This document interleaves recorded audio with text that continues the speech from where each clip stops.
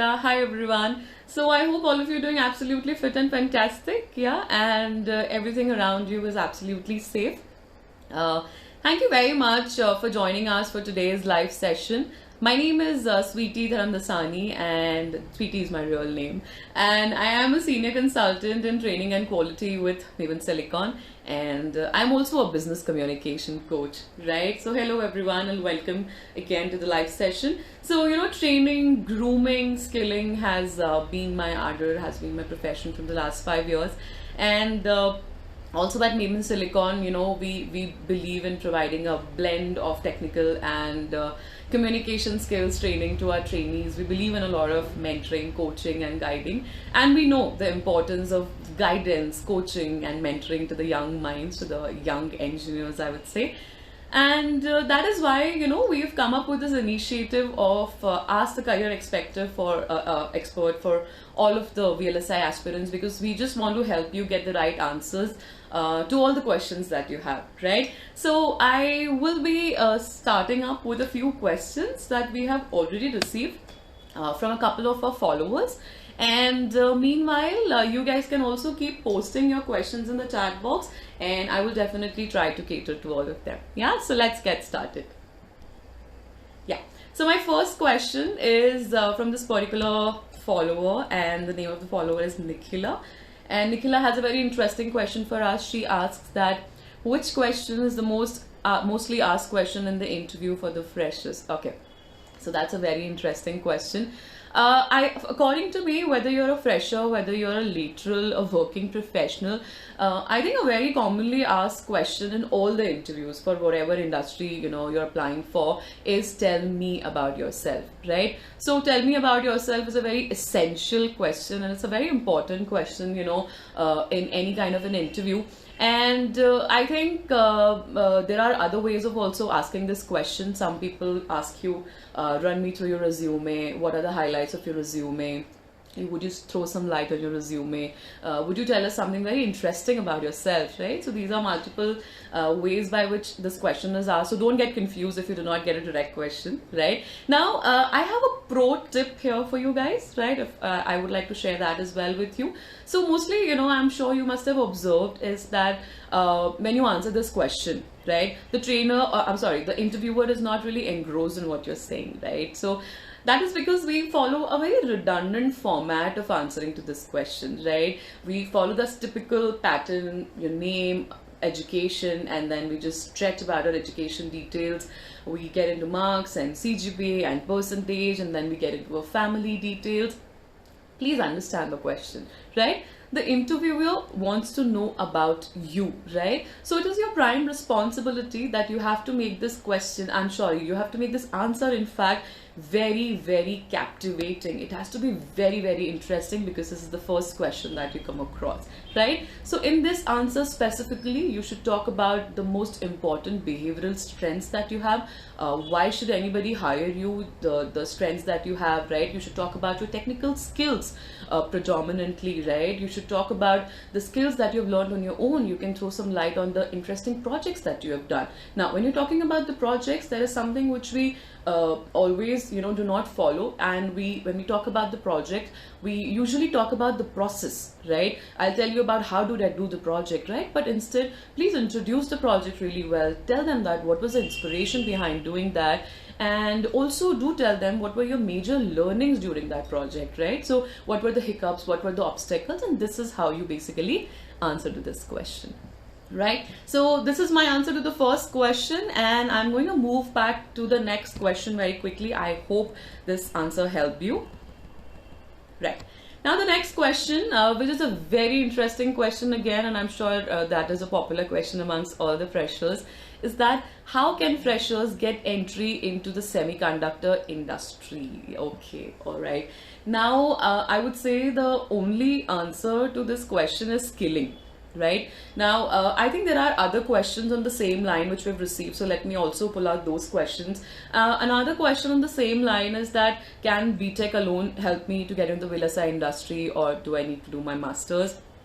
Another very interesting question is that I am not from IITs and NIT, but aspiring to get into Intel and Qualcomm, Microchip. Is it possible? So I would say absolutely it is possible. Absolutely it is possible. I also have a question from someone named Poonam in the chat box, and she says that it is my dream to get into Qualcomm, and can I do that? Is it possible? Yes, it is absolutely possible, right? So let me actually quickly tell you a little of correlation between these two terms, which is demand and supply, right? So what happens is, when you complete your graduation or when you complete your post graduation, right, that will always make you a literate, that will always make you a graduate, right? But skill is something that you got to chase, right? So I would suggest that rather than focusing a lot on masters and accumulating a lot of degrees, I would personally suggest that you should try and get into training institutes who can give you a lot of hands-on experience, right?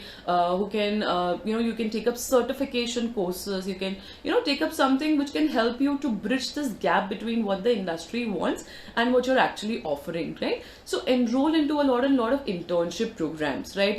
Enroll into certification courses, and that is something which will really help you as a fresher to polish your skills and also to meet the industry requirements, right? Because ultimately all of your engineers, electronics, electricals, that is okay, but do you have the right skill to get into the job, right? So that is something that all of you should focus upon, and I would say that Maven Silicon is one such place which can cater to all your requirements, right? So this is for you.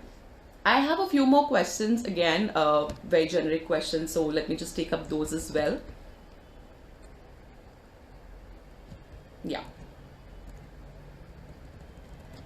The next question which we usually come across is that I'm very weak in communication. How can I even get selected in an interview, right? So again, I think we misunderstand the concept of communication, right? The problem over here is that we need to understand that communication is not a synonym of speaking beautifully in English, right? Communication is a simple ability to express yourself, right? So for example, you talk to your friends, you talk to your family, you talk to your neighbors, you talk to your colleagues, you talk to everybody, right? And you communicate very well with them. So what happens when you're in an interview, right? So most of us are only underconfident because we are not the best of English speakers, and actually that's the point. You do not need to be you do not need to even sound like a native English speaker, right? So you need to understand one thing: the simple combination of basic English, basic language, right? And then a lot of dominance of non-verbal communication, like your tone, your intonation, your facial expressions, your body language, the way in which you present yourself. If you have a good combination, if you have a good mixture of it, in fact I would say 70% of non-verbal communication and only 30% of verbal communication, that is something which will really help you to communicate effectively in all the interviews, right? So just break this myth that English, oh my god, I cannot perform well in the interviews. That's not something which is a rocket science. So just get your basics right. Focus on how do you present yourself, use a pen and paper, use a lot of examples and analogies. Now this is my pro tip for all you graduates out there, is that especially technical concepts, whenever you guys are wanting to explain any of the technical topics in the interviews, right, make sure that you do not get into a lot of redundant theory, right? Try to relate every concept with a lot of examples, analogies, the things that you see around. Try to relate it with a lot of familiar word, and that is when the interviewer will also have a lot of confidence in you that you know the concept really well, right? So yeah, I think I hope this question really helped you. I have another question over here in the chat which says, I tend to get really nervous when I am in the face-to-face interviews. What should I do? So I have a big smile over here for you, and this is a very commonly asked question. This is a very commonly asked question, that all the freshers and all the students have, and let me talk about that. So you need to understand one thing, that we have glamorized this emotion called nervousness a little too much, right? We feel that, oh my god, nervousness, and we always relate it with the interview, right? understand one thing: nervousness is a very simple emotion, right? It is something which can happen to everybody. Like you sometimes, you're happy, you're elated, you're sad. All these are emotions, right? So nervousness is also a very simple emotion, right? So do not glamorize it too much. Let it be. If you're nervous, it's okay, accept it, let it be. Now, talking about the performance, or probably talking about the impact of nervousness in the interview, I would say that you need to understand and you need to remember one thing, that I can give you a lot of pro tips over here, right? I can tell you do this, do that, and a lot of gyan talk. But let me tell you the ground reality, boys and girls, right? The ground reality is that you really have to indulge yourself into the process if you really, really want to be supremely confident, right? Now, it might sound like a very cliche phrase that fight your fears and face your fears, but that is the truth, right? So if you indulge yourself into the process, if you do that one activity of public speaking probably 10 times, right, the 11th time you will be automatically confident. You will be like, okay, wow, I'm good at it, right? And what is nervousness? So you will not even feel what is nervousness, right? So this is my solution to you guys. So I hope this really helps you. So just do it, right? So just repeatedly get yourself into the process. Unless you do it, you will always have this in your head that I'm nervous, right? So yeah, just try it out. So I have a few more questions. Let me quickly get those as well. I've completed, this question is from Suraj, and he's saying that I've completed my BTech in EC now. I want to grow my career in VLSI technology. Can you please give me some advice? So Suraj, this is exactly what I was talking to you guys about. So even though you guys have completed, your basic level of graduation from the best of schools and colleges in India, it is very important that you chase the skill now, right? So you need to know that, what is a certain skill set that is very, very important to be a part of the VLSI industry. So please enroll yourself into the training programs which will give you a lot of lab exposure, practical exposure. Enroll yourself into certification courses, or you can actually opt for internships as well, and that is something that is really, really going to help you, right? So yeah, yes, I would say there's another question from Alekhya. I would definitely recommend a certification over an MTech and over an masters, because a degree is always, I would say the skill is always a better thing to have rather than just a degree, right? All right. So I have another question over here, is that, how everything is very virtual now, and, how do you actually do good in the virtual interview? So right now we're talking virtually, right? Are you feeling any difference? I would say no, right? So I think virtual conversations, virtual talks, and online training is the talk of the town, right? And if everything is virtual, we also have to prepare ourselves, to act virtually or react virtually or participate virtually. So my only pro tip here for you guys is that work on your basic presentability, right? Make sure that you have the right infrastructure. Do all the check measures before you're getting into any interview, because any kind of little goof ups can always ruin your impressions during the interview. So check for the infrastructure, point number one. Make sure that you're dressed really, really well, point number two. Also, it is very, very important that, because you're not into a face-to-face conversation, so the energy that you have over a phone call, or the energy that you have over a video call, right, should always be high, right? So you have to work a little bit on your non-verbal communication as well. And if your tone and intonation is very, very captivating, if your communication is very, very captivating, then definitely there will not be a much difference that you will feel, or the interviewer will feel in having a virtual interview than a face-to-face interview, right? So these are the simple tips that you need to keep in mind, and we definitely do a lot of training like this, in fact a lot of mock training like this in Maven Silicon as well. And yeah, I think it's an amazing experience for our students. All right. How should I react? There's a question from Vamsi, if that's the correct name. I'm sorry if I goof up with the pronunciations. But Vamsi has a question over here, is that, how should I react when I do not know how to answer the question? Okay. Now, that is a very interesting question, right? Now, What will happen over here is there can be two scenarios in this question, right? So scenario number one is that you know the question but you're not very sure about it, right? It's a very vague information that you have. And the situation number two is that you're completely clueless about it, right? So let's start with situation number one.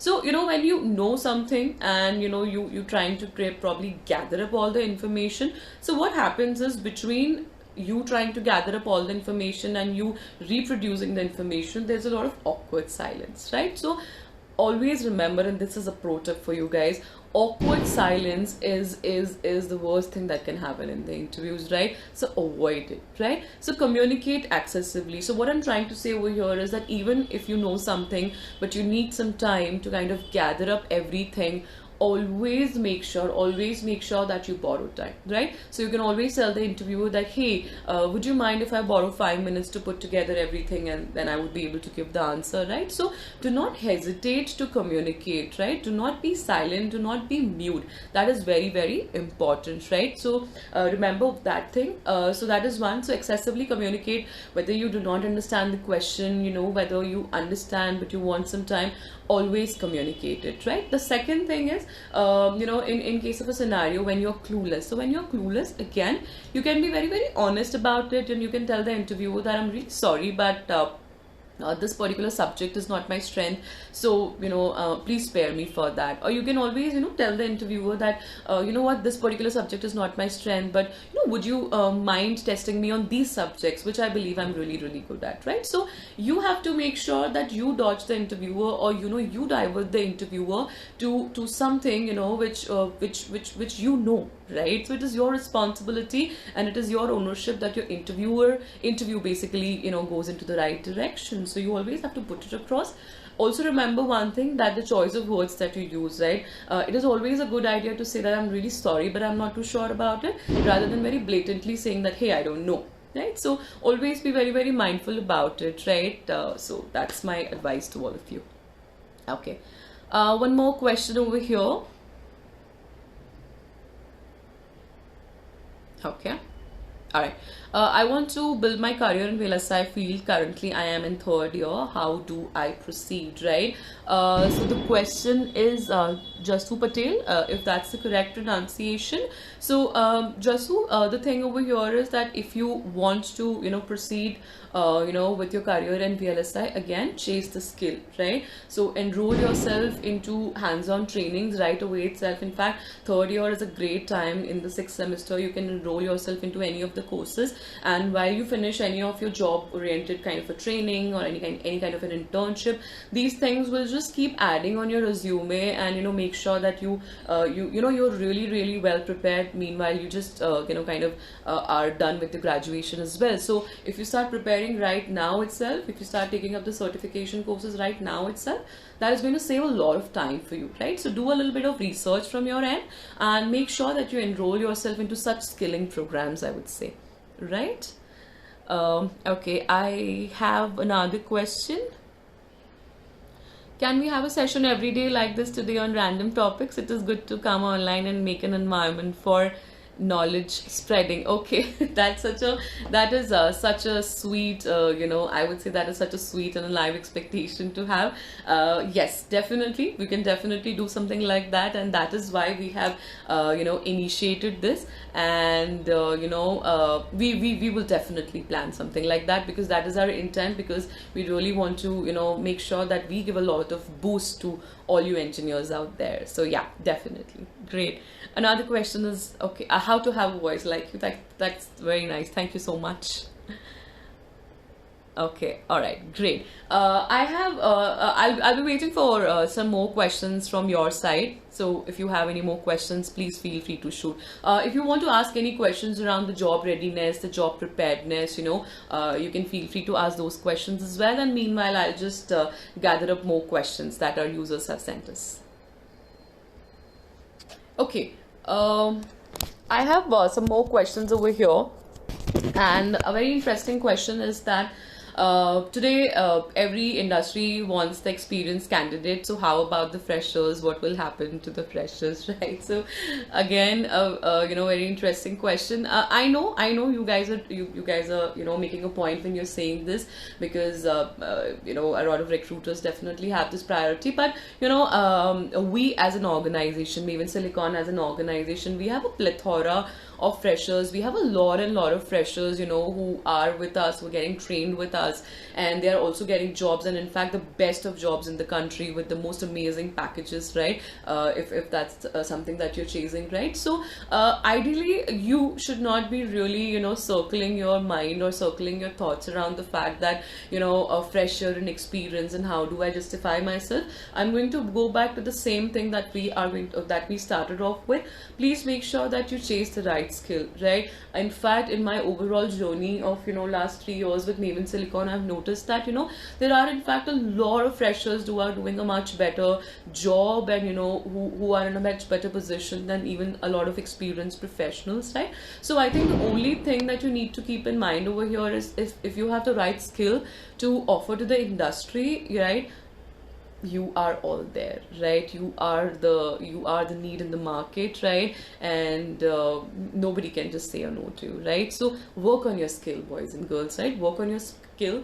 Do not circle your thoughts around the fresher. You're a fresher and there are a few job opportunities and what will happen, and so many people. You don't have to even think about it. Just work on your skills, polish your skills, make sure that you are chasing to be the best VLSI engineer, right? If that is the goal you chase, jobs and all will just be around, right? So you don't have to worry about it. Okay, all right. So what to do if I do not know an answer to the particular question? I think we've already answered this question. And there was another question that, how do you apply for the jobs in the VLSI industry via LinkedIn? So I would like to throw some light on LinkedIn, right? So LinkedIn is an amazing platform. Especially currently. I think you need to understand that 90% of the recruiters are there on the LinkedIn. So if you really want to apply a job, I think it's very important to have a very interesting, a very appealing LinkedIn profile, right? That is the first requirement, right? So please make sure that you guys work on your LinkedIn profiles, right? Now there are a lot of do's and don'ts about the LinkedIn profile, but in the interest of time, maybe we'll not be able to stretch too much about it. But make sure that a good profile picture, a good summary section, a good intro section, it's very important. Make sure that whatever you have on the profile on LinkedIn, right, whether it is the summary section, whether it is the headline section, everything is aligned with the job description, right? So try to use a lot of keywords, right, in your headline section, and that is something which will get an attention of the recruiter over there. Make sure that you can always send personalized messages regarding your resumes or job application to the recruiters, and make sure that you put in a little bit of effort into that, right? Don't just attach a resume and send it. Make sure you write a nice message, you write a little bit about yourself, and tell them that why do you think you are the most perfect candidate for this job, right? Why should you why should they hire you? So send out mails or messages to them. Follow-up is very important again, right? So please make sure that you keep following up, right? Now following up is very different from bugging again, right? So one follow-up after 15 days, and then if you're still not getting a reply, maybe after a month is more than enough. Do not keep chasing too much, right? Do not bug the other person too much. So this is my pro tip for you guys. Understand the difference between following up and bugging, right? So that is for you guys. Another interesting question I have is from Ayush, and Ayush says that how to prepare a better resume so that it gets selected for a product-based companies. Ayush, that's a very interesting question, and in fact I would say that a good training on the resume building session is very important, right? So again, there are 2-3 things which I wanted to highlight. One is make sure that the look and the feel of the resume is quite interesting. So make sure that you invest some time and some headspace into it. The second thing that you need to keep in mind that the content on the resume is very relevant, right? So that is something that you need to keep in mind. The third thing that you need to keep in mind is that the resume every time will have to be aligned with the job role and the job description. You cannot build one resume and send it to every other recruiter in in the term, right? So every time customize your resume, every time align your resume, make sure it is in alignment with what the job needs. Keep working on your skills, keep adding on the skills, keep adding on the relevant projects that you have, but keep customizing it, and that is very, very important. Also, if you know about the ATS compliant resume, the application tracking system, so if you know about ATS compliant resume, you can do a little bit of research about that and try to make sure that you also create a copy of an ATS compliant resume that is in alignment with the job requirement, right? So you need to have a lot of keywords, so that what happens is that a resume, when it reaches the inbox of a recruiter and a recruiter opens it, these certain keywords actually get a lot of attention, and then the shortlist becomes easy, right? So that is a question here for you. Another point over here again, Ayush, for you is that try to have a cover letter along with the resume, right? Cover letter is not really talked about. I've seen that, you know, most of the organizations or, you know, people or the industries do not really give a lot of importance to the cover letters. But if you go outside the country, if you look at the way the recruitment happens in any of the other countries like US, so you will see the importance of the cover letter, right? So make sure that you draft an interesting cover letter and you send it along with the resume, right? That is again something which will set your impression. That's for you. All right, I have another question here from Rafi, and Rafi is it possible with a gap of 2 to 3 years as a fresher into the industry? Again, not really giving you any facts and figures, but I'm telling you one thing. I've been you know, into this industry for quite some time now, and I have myself seen people, you know, with multiple background experiences and barriers, you know, still getting a job, and in fact getting the job in the first go, right? So again, 2 or 3 years of gap, you know, might create some hiccups here and there, but that can never be the reason of you not being able to get into the VLSI industry, right? If you have the right skill, there are a lot of companies who do not even give a lot of importance, you know, to the year of passing out, right? So you can actually, you know, just apply for those companies, and if you have the right skill, you can definitely, you know, take up that, right? Is there a placement in Naven Silicon? Absolutely yes. We have a lot of job-oriented courses. You can inquire about those courses, and we definitely will help you with the placements. In the cover letter, what kind of a data we have to send? Again, the same data which you have in the resume, but in the resume you mostly have points. Cover letter will have some paragraph. So imagine it's a letter that you're writing it to the recruiter, wherein you are telling about your key strengths, you're talking about your technical skills, you're talking a little bit about your behavioral skills, and then you're also talking about that why should this person hire you, right? So there are multiple templates available, and you know, you can just research a little bit about it, and you will be able to create an amazing cover letter, right? That's for you, Harsha. Great. All right, guys, I think the clock is ticking, and it's time to say bye-bye.